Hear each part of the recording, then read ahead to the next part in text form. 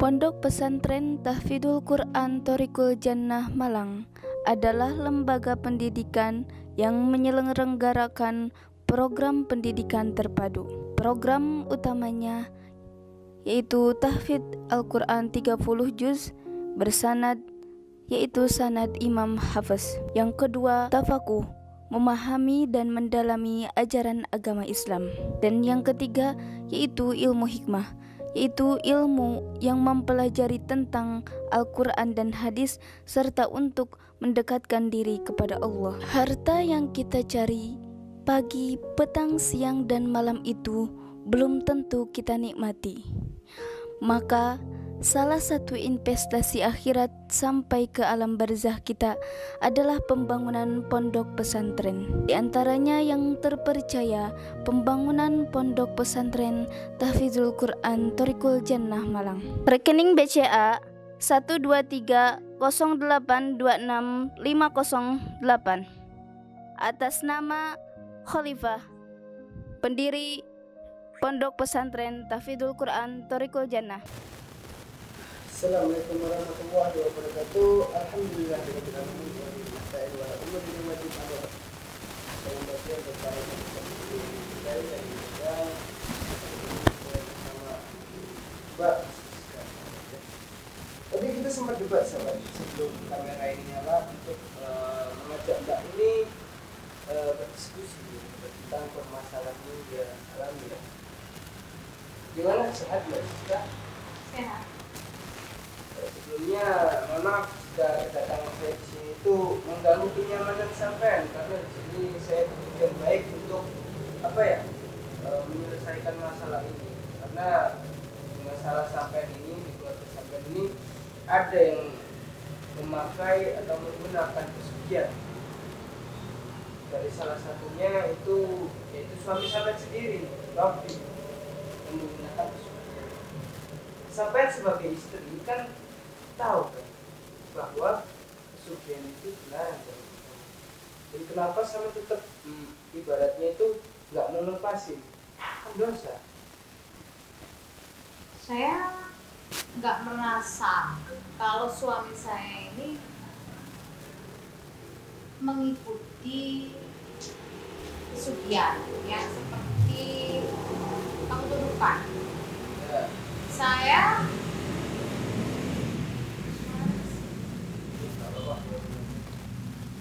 Saya nggak suka gitu ya kalau kehidupan saya tuh disorot, diulik lah. Saya nggak suka gitu loh ya. Menurut saya itu privasi saya sama suami saya, sama keluarga saya gitu. Kalau menurut saya rumah tangga saya ini kayak seolah-olah itu dikambing-hitamkan, dicari kesalahannya, terus difitnah kayak gitu ya. Menurut saya nggak suka gitu sebenarnya kalau kayak gini, datang ke rumah minta wawancara, minta penjelasan kayak gini kayak gitu loh.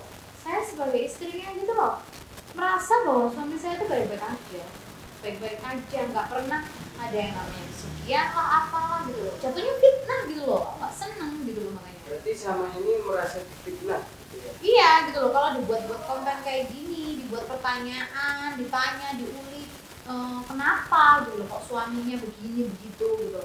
Menurut saya itu kan ranah privasi saya sama suami gitu loh, nggak bisa gitu loh. Orang-orang dengan seenaknya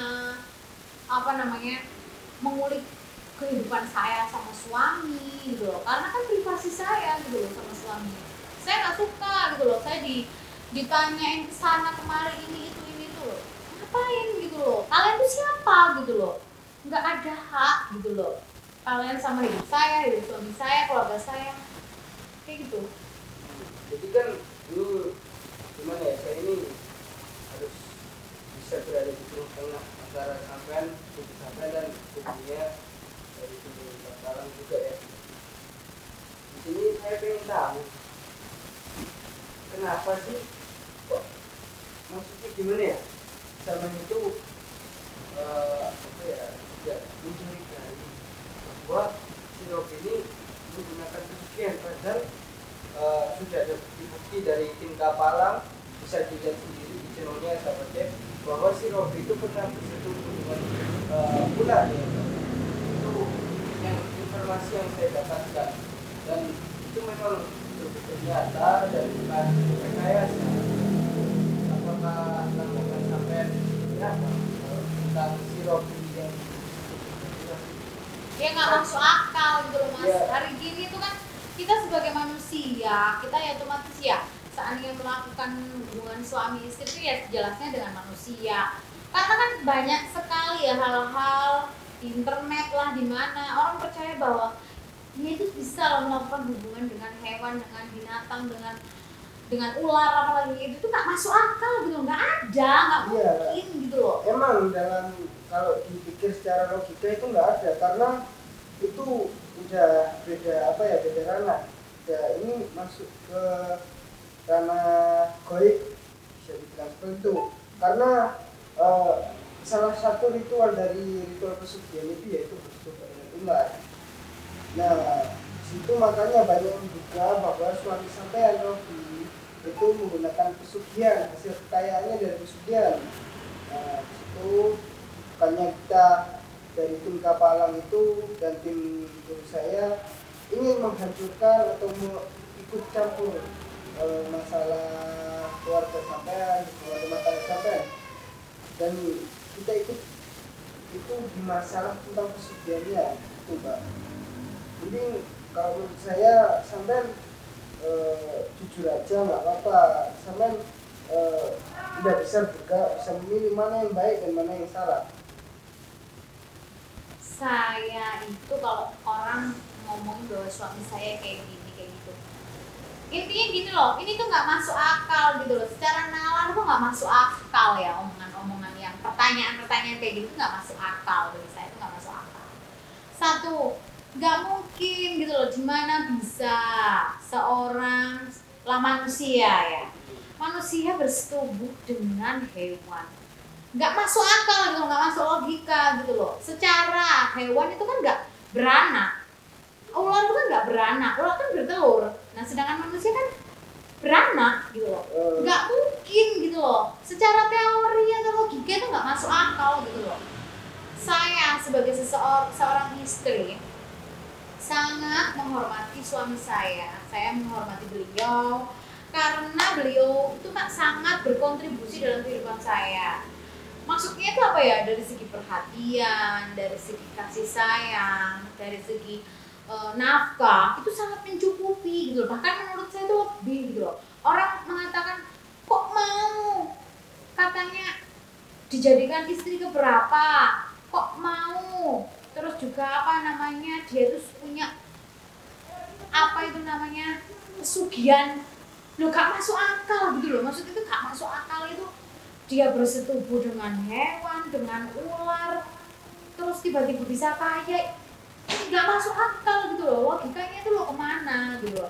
Saya sebagai istri itu sangat menghormati suami saya, karena suami saya ini, beliau ini adalah orang yang bisa memberikan saya kenyamanan dan juga mengangkat derajat saya. Saya makanya orang ngomong katanya, suamimu itu begini begitu, punya pesugihan lah, dia memakai apa itu bersetubuh dengan ular.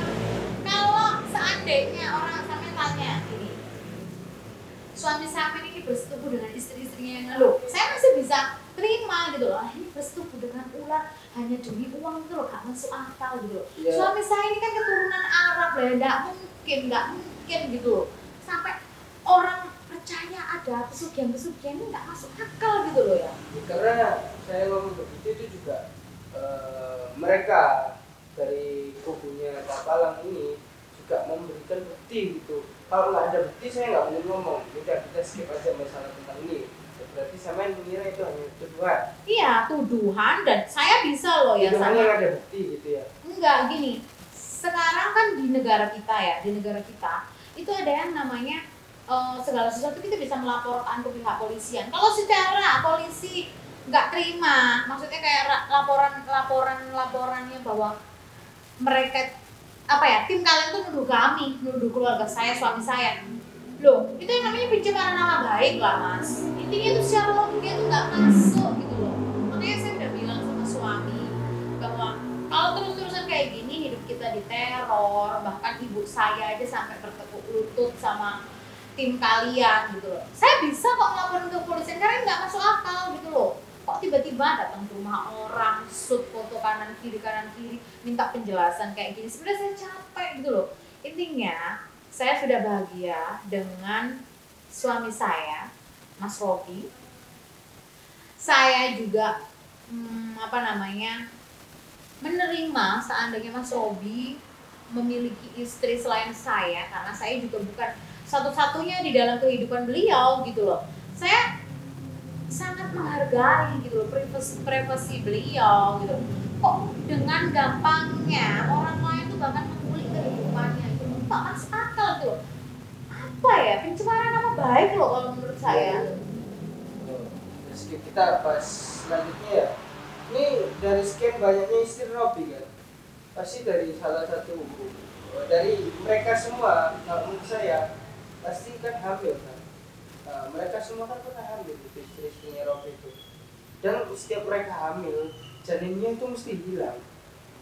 Nah, di situ bisa kita berprasangka untuk bahwa janinnya itu bisa saja ditumbalkan untuk kekayaannya. Gini ya, sekarang itu nggak ada menurut saya sebagai seorang istri, hal semacam itu dikait-kaitkan dengan hal-hal gaib itu tuh lucu gitu loh. Sekarang itu udah milenial gitu loh. Bisa saja kalau seandainya saya mau mempertanyakan ini, kenapa kok tiba-tiba saya hamil, istri yang lain hamil, tiba-tiba hilang, maksudnya bukan nggak jelas ya, tiba-tiba hilang gitu aja. Nah, bisa loh saya mau menanyakan ini sama suami saya, lalu saya meminta beliau, Mas Robi ini, maksudnya kita sama-sama ke dokter, mau tanya, intinya konsultasi dengan dokter, bisa aja. Cuman saya nggak mau nyakitin beliau gitu loh. Kita nggak tahu secara psikologi seseorang, kesehatan seseorang, kita nggak tahu loh Mas. Gitu. Saya nggak mau nyakitin suami saya nggak mau loh ya. Ini tuh apa ya namanya ya? Saya nggak mau mempertanyakan ini yang akhirnya menjadi permasalahan psikologis dari suami saya. Jadi beliau tuh seandainya kita dicek secara laboratorium, seandainya suami saya itu memiliki penyakit tertentu yang menyebabkan semua dari istri-istri beliau ini hamil tiba-tiba hilang. Tapi kan nggak secara medis loh. Saya cuma nggak mau gitu loh. Karena beliau ini sudah memberikan saya hak saya dulu sebagai seorang istri. Beliau sudah memberikan rumah ini, beliau menafkahi saya merasa tidak kurang gitu loh. Saya nggak terima gitu loh. Saya nggak terima istri-istri bukan istri orang-orang lain mengulik kehidupan saya dengan suami. Saya nggak terima dulu kalau katanya punya pesugihan lah, punya inilah, punya itulah.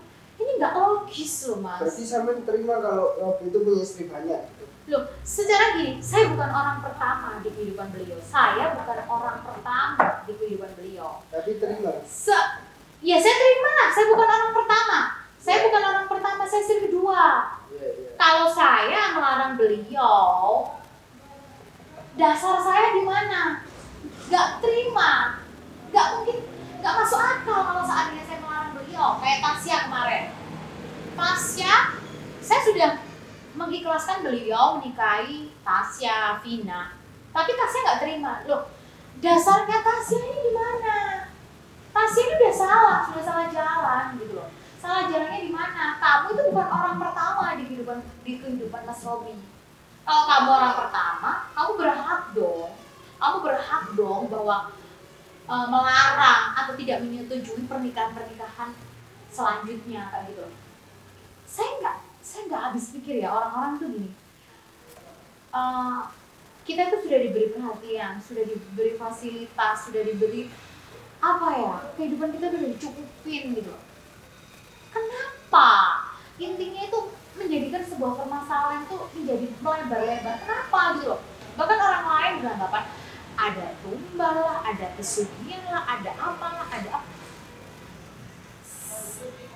Di mana logikanya gitu? Di mana gitu loh? saya juga diwawancara kayak gini tuh juga kesel gitu loh.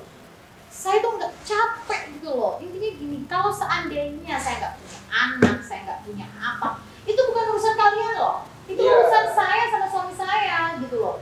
Saya beranggapan kalau seandainya suami saya ini saya meminta, seandainya saya minta punya anak gitu loh. Ayo kita cek seandainya ada apa-apa sama suami saya. Maksudnya dari segi kesehatannya ada apa-apa. Emangnya kamu siap gitu loh. Kamu siap memang kamu siap menerima segala resiko. Dan akhirnya saya diceraikan dan saya miskin lagi. Kamu kan nggak mau tahu gitu loh. Kamu hanya mau mempertanyakan pesugihan, pakai ular, pakai ini, pakai itu, pakai apa, istri berapa. Nggak logis gitu loh. Karena di sini kita juga ibaratnya gimana ya, susah menjelaskan orang yang menggunakan akal, bukan menggunakan hati gitu sahabat. Karena sama juga orang awam, sama juga harus mempelajari semua ilmu, jangan cuma ilmu logika aja. Kalau menurut saya seperti itu. Karena di dunia ini itu harga hidup juga ada. Jadi semuanya itu nggak bisa dilogikakan, gitu loh. Jangan beranggapan semua itu bisa dilogikakan. Karena kita nggak mungkin menuduh seseorang kalau tanpa bukti yang tepat atau yang pasti gitu. Ya namanya juga ibaratnya kita di sini berjuang di jalan Tuhan, kita punya agama, kita juga dituntut untuk mensiarkan apa yang sudah diperintahkan oleh nabi-nabi kita, oleh Allah kita. Ya memang ini sudah tugas kita untuk memberantas kemungkaran, dan kita menduga bahwa si Robi itu masih menduga ya, bukan belum pasti. Kita belum pasti menempatkan, tapi bukti-bukti sudah kita kumpulkan bahwa Robi itu memang sedang melakukan ritual atau ibaratnya ritual lah, seperti ritual ya yang lari tadi dari kejanggalan istrinya hamil terus hilang janinnya. Terus pernah kapan hari saya tanya orang tuanya sampean itu saat malam hari itu ada ular masuk ke kamar itu, dan kamar itu kamar yang kunci dan tidak boleh dimasuki oleh siapapun.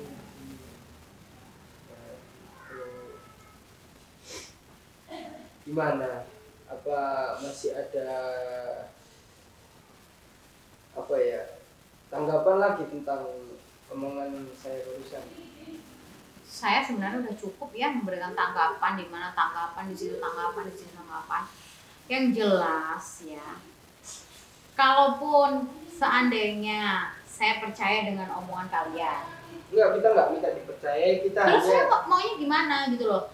Kalian tuh apa ya, maksudnya tuh mengingatkan, kita hanya pengen sampai sadar bahwa jika memang betul si Robi itu menggunakan pesugihan, sampean harus tahu mana yang salah dan mana yang benar. Dan sama juga harus tahu dari mana asal kekayaannya, dari awal mula dia merintis, harus tahu. apa ya, repot ya, maksudnya tuh repot gitu loh, repot gitu loh. Saya tuh gini ya, sebenarnya saya sudah kecewa sama ibu, tuh sudah kecewa, sangat kecewa. Secara logika ibu ini kok percaya sama orang yang belum dikenal, orang yang maksudnya tuh kayak apa ya, konten-konten apa itu saya juga nggak tahu, kok percaya gitu loh. Kayak ibu ini loh ceritanya juga aneh juga. Masa namanya ular masuk ke kamar, kenapa kok nggak langsung bilang ke anaknya